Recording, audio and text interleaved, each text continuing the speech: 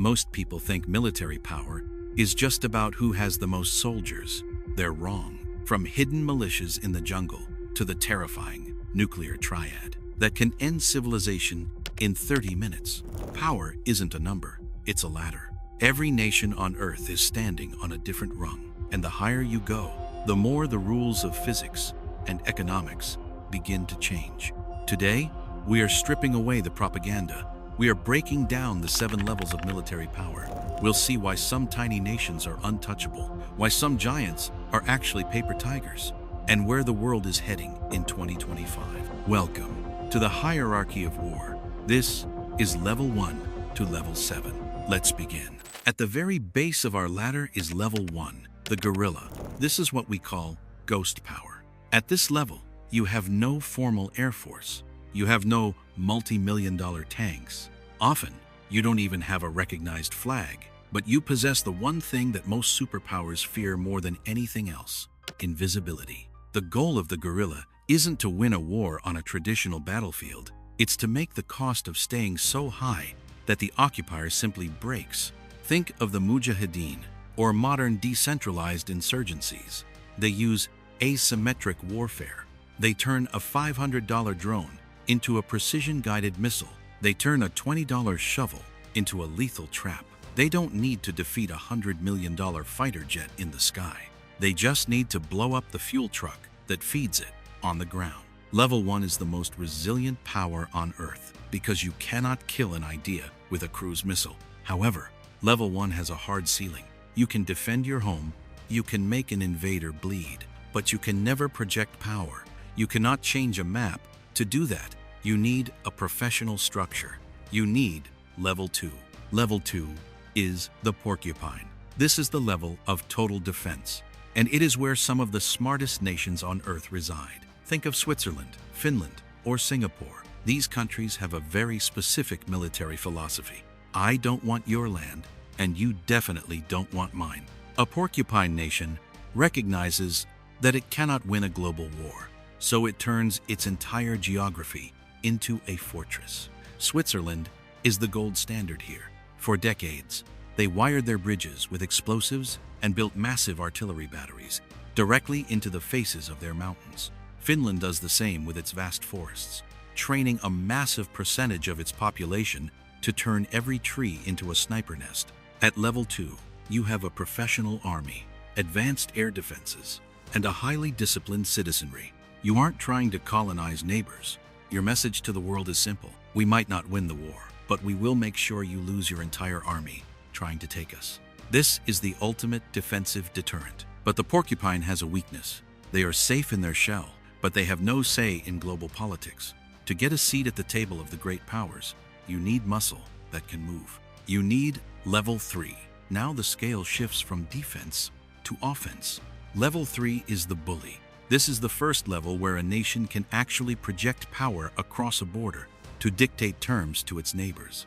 Think of nations like Iran, Turkey, or Poland. At level 3, the military is no longer just a shield, it is a sword. These nations possess what is known as combined arms capability. This means their tanks, their infantry, and their air force work together in a synchronized dance.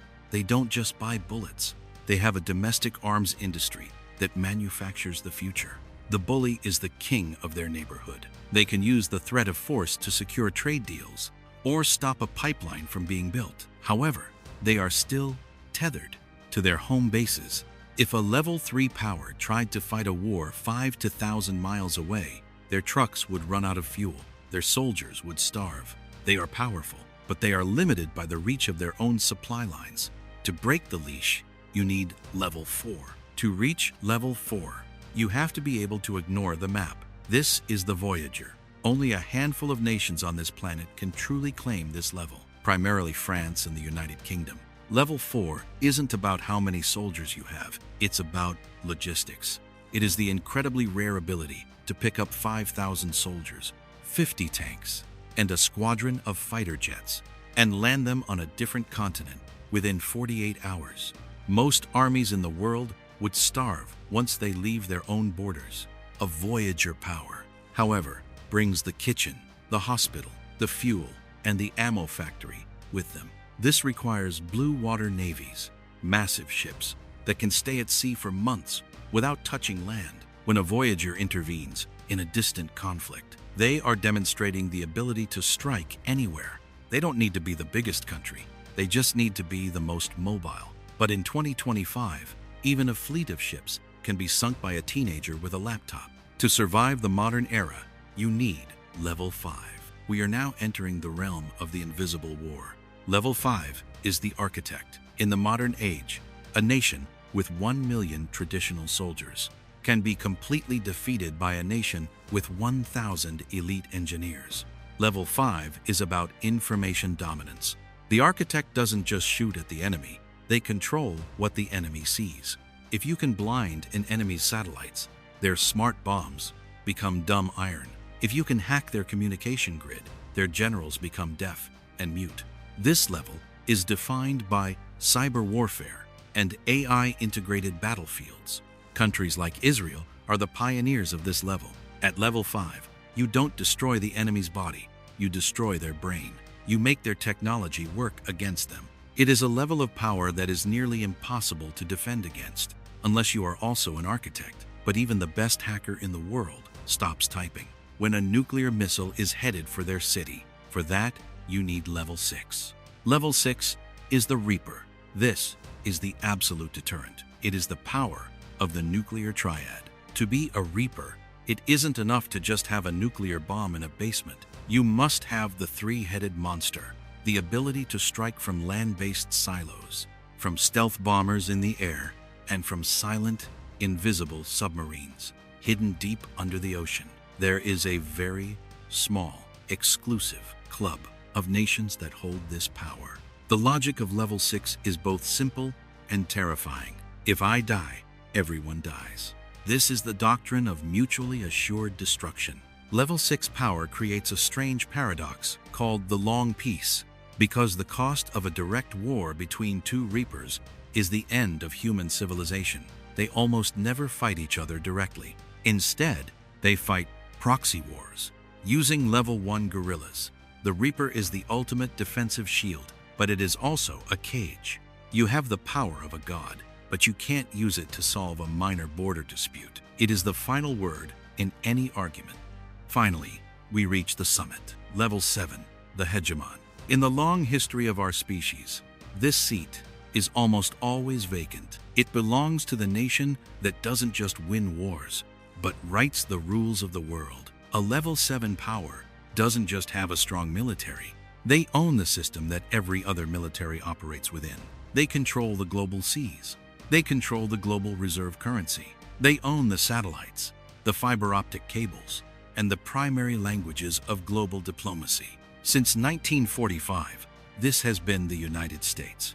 With over 800 military bases, the US doesn't just project power, it is the global police. Today, China is attempting the most expensive climb in human history to reach this final rung.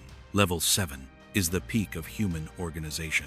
It is the ability to win a war before it even starts, because the rest of the world is too dependent on you to fight back. But Level 7 is also the most fragile place to be. As the ruins of Rome remind us, the higher you are, the more gravity wants to pull you down. The cost of maintaining Level 7 is often what eventually kills the hegemon.